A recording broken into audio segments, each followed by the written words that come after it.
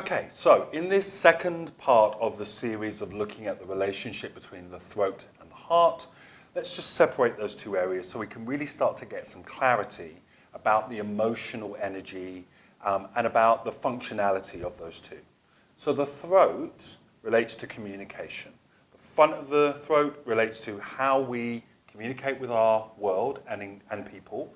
And the back of the throat chakra is about how we talk to ourselves, okay, the internal dialogue that we have.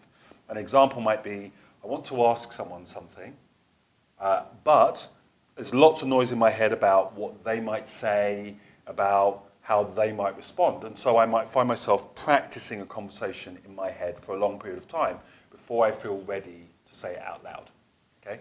So anything to do with communication will be held here. The heart, in its pure sense, is about monitoring what's in our environment and whether our environment is the way that we want it to be, okay? Or monitoring ourselves and whether we are the way we want to be, okay? So things like self-respect, self-love or self-care as an action start from the heart and then move outwards.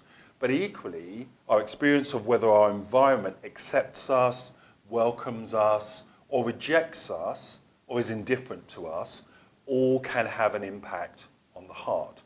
And you can see that there can then start to be a very powerful connection between, in certain situations, if the right person says something good to us, then the energy in our heart will increase.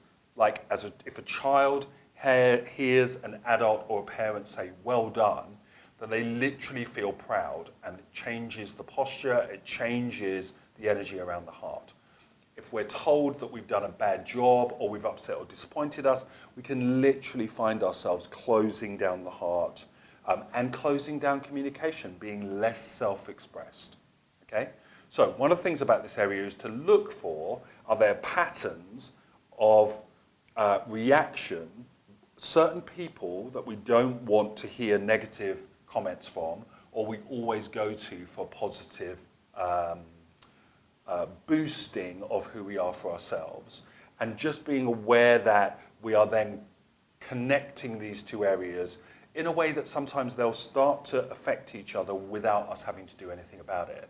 Okay? There are some other videos that talk about that mechanism and how it becomes a habit that will be coming up shortly. The key thing here is to be clear that we can use these two things separately. When we bring them together, it can be very powerful, but that can be powerfully negative as much as it is powerfully positive. So you want to start to take ownership of those two areas and use them effectively, like a muscle you're training.